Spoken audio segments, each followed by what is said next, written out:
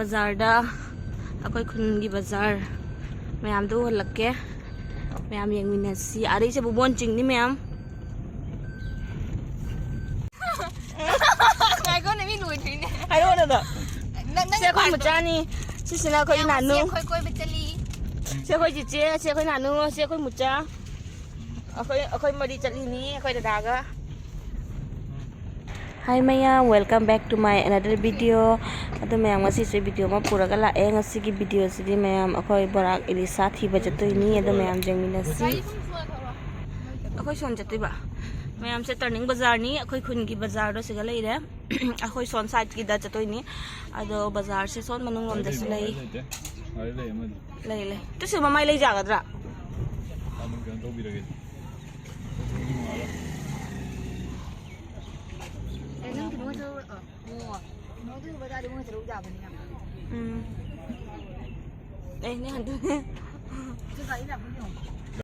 Bye bye. Ado mayam mas akhoi mucha se ma silchar jatoini akhoi na bazaar jatoini ma silchar da hangrani ngasi ma gari ta khat khare 아, 저 가리 동아이 đâu. cho mayam akhoi gi khun gi turning bazaar do ado loiraga akhoi haji jingdong na kai bazaar do lugau bazaar aduga se jatoini matang koiraga nga cha khara jeungge ado mayam akhoi haji jingdong na kai lambi da chatli ado ngasi se akhoi mainly borak Elisa thiba chatlini ado phangaga di atopa borak nga sulerakani ahauba ado akhoi turning bazaar se dei gumam dare kai no haiduga aidi aiga khangnaba aidi akhoi gi khun gi mi ngata phangane nei kai jana ko ado hana jingdong la kai dagi zum atopa bazaar thangnaba singdo ado oina chatlurane ba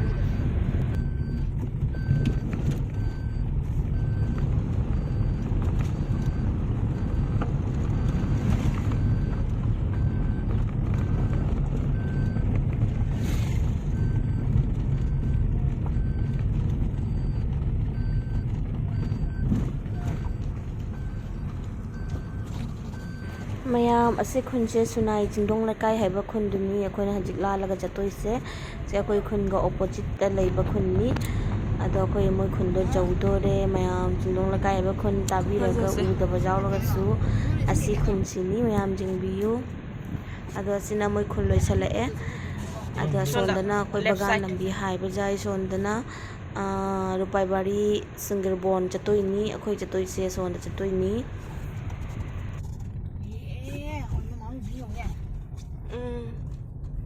udah aku mau jaga school lagi class 5 kayak apa nonton apa tuh 8 pura mayam cina lokai bazar do tungau deh ngasih bazar numit orang deh do aku yang jadi lugau adu keceli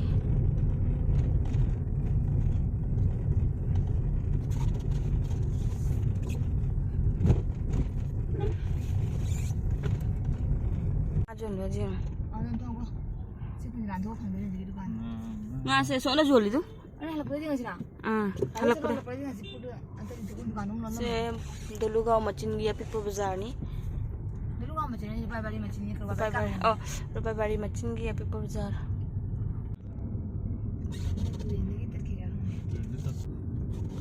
se duluga haiba khunduni mitai tabado chingnong lakai loiraga phangba singirbon na bisa pham da leibani kamba kai khun no puthikal anu manung chon jatoi ra oh anu manung khun jangbam ha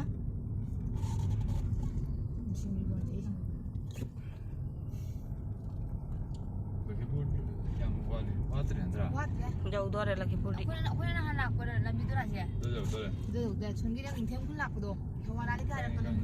mayam akhoi turel nga chaningna nga leiba chatli benakandi bazar da do se singirbon ni maitai da ba khunduni ado budugai phangadi akhoi dugai leila chakhrani phangdraga di akhoi turning bazar da gi ona laurani se ba singirbon se jam chaw ba khunni mayam ngasai lagi chatli se loi ba ko ba leite moi khun se am sangi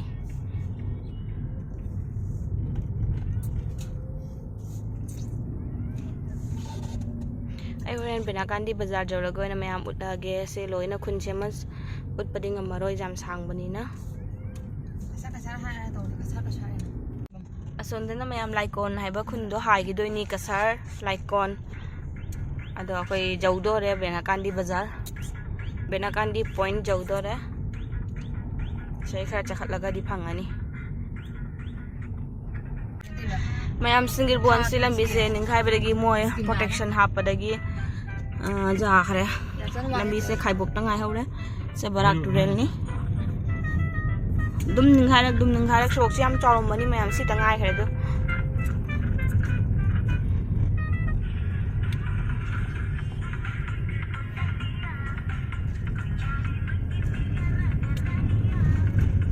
se barak turel duni Senai barak turel do sisu phauri ni moi punna kasar barak turel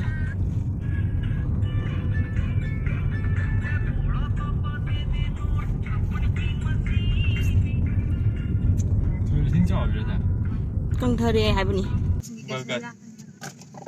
balgai anu nanu se makan mobile ot na lady ngare ma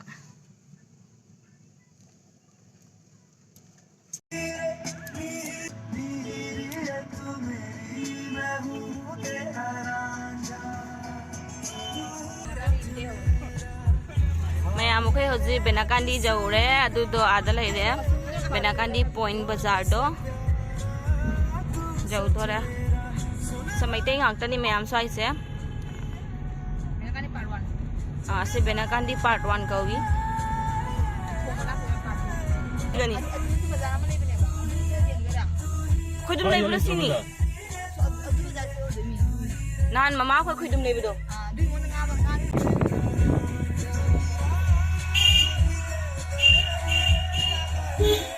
gari gai thom ni khoi sai gai da thom ma di phai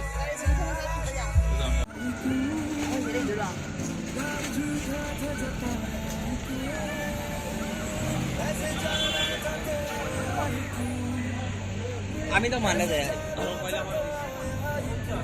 mayam khoi hojik jaure benakandi bazar adoi makha ta apdu lage akhoi je kumtharani ai purse puhi nanu la ke chapo jon bajing sila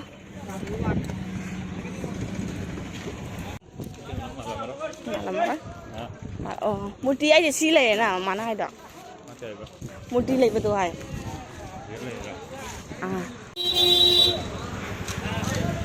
sampai nakan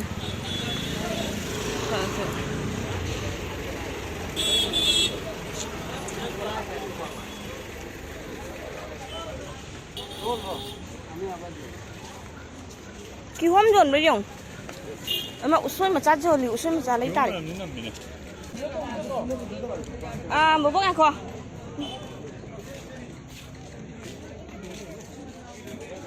sadara ngagi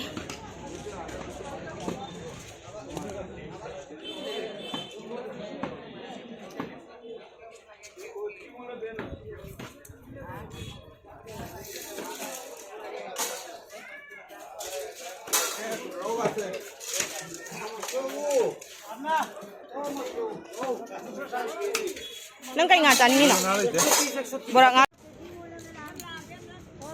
asi ki hom se kana na jol ja tai ki hom nei tamara jura da kya jura da 30 pi pana siri ku pika ma sang thumnga do ka ko মিঠা নি 20 টাকা রাখো না চারটা লই তো 25 রাখো 50 মিঠা হইব নি কাকু রাখো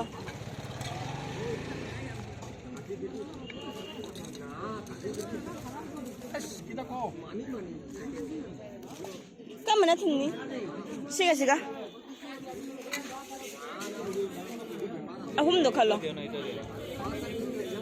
tumni ni, patra, cili.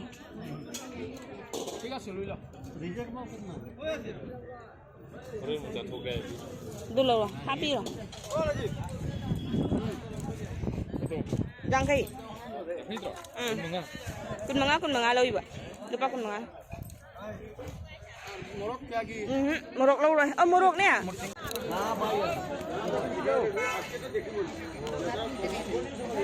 Sila lupa sa mga kay nga lâu rồi sila. Nang kaning ba sa ngam ka lo? Ekpawa ko to kaku. So tris. ঠিক আছে মাপো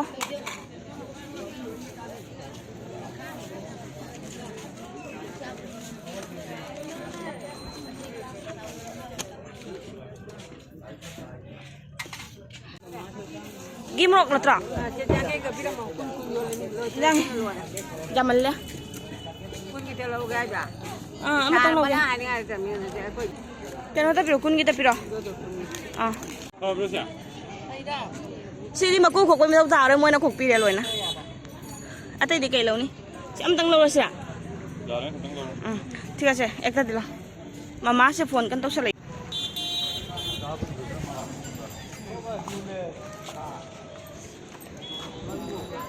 Oh, gunda. Bisa campa nih. Nahan kam mà lâu yêu mà ấy. Campa nan. Itu. Ở đâu có to. Đi tới rồi bộ.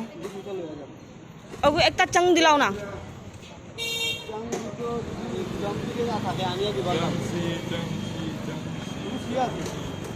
Cang masih tu, ekta cang.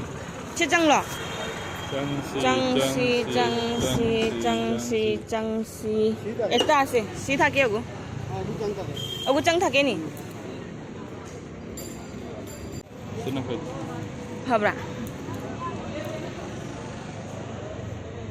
Cang ase ni ওখানে.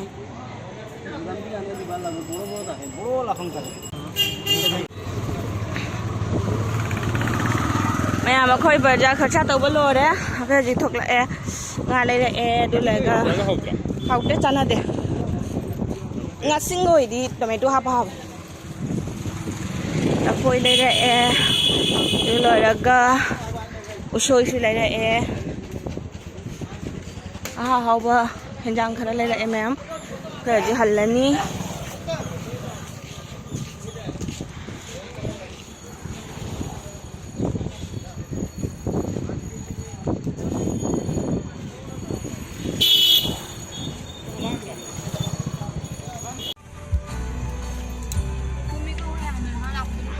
से बगान लंबी मैं हम कोई अजी हल्ले बाजार खर्चा तौ लोइना दो कोई अजी का सिंगरी बोन लंदे हल्ला रोय बगान लंबी दगी सिंगदों लकाई फावरगा चतोइनी अदो मैं आई ब्लॉग से नुंगाई नुंगाई ते हाइबिरमो मैं हम कोई मैतै पुठिखाल हाइबा खुंदु गा चटलिनी हजी सोन बेराकांडी दगी फावरगा लाकबा बगान लंबी ताबा पुठिखाल खुंदा चटलिनी अदो सिगेना खरा सम्मनी ना सिगा हल्लाए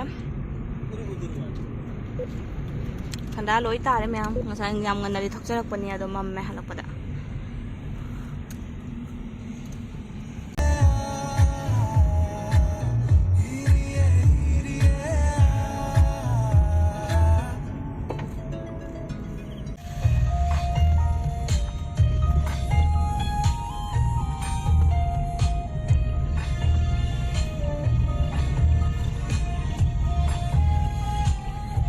Udah jamnya.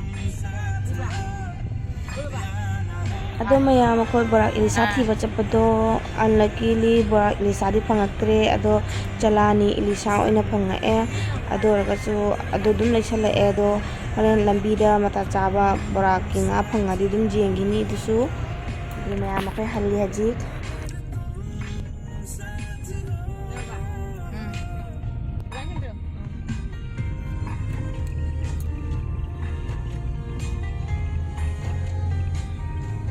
Taning bazar thingam me nga jun badani leise ma'am अखोई हजिक हला ए संग सा अखोइना अखोई खुन की बाजार दुनी मैम अदो nga jun batanga me te diloi halam me do ma'am मता हसिदा आगी ब्लॉग शुरुशन लगे मैम कमाई तो हाइबिरा मो bye bye good night ma'am hello good night है दो रा हाय रोय